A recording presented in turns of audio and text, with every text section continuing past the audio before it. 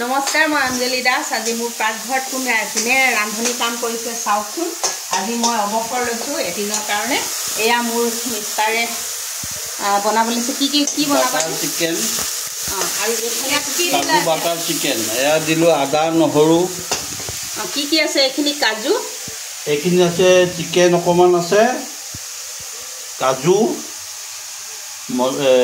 মছলা, হালধি, নিমখ, টমেটো চচ, বাটাৰ, আলু ফ্ৰাই।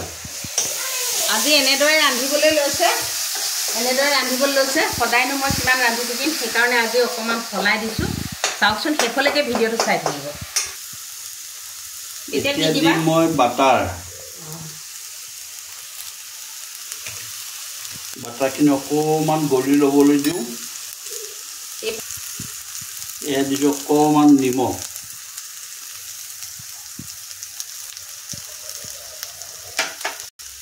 নিমখৰ পিছত দিম অকণমান হালধি। হালধিৰ পিছত দিম অকণমান মছলা। মছলাৰ পিছত দিম অকণমান জলকীয়া গুড়ি। এতিয়া দিছোঁ অকণমান টমেটো চচ। খাবা আৰু এতিয়া দিম কাজু।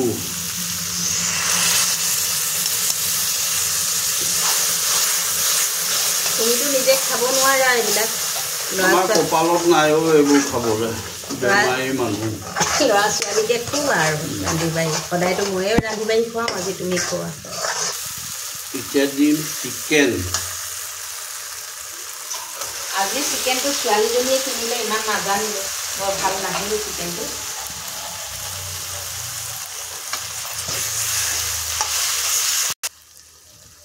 এয়া হৈ গ'ল আজি বাটাৰ চিকেন কাৰী। ইয়াত দিয়া হৈছে কাজু, দিয়া হৈছে।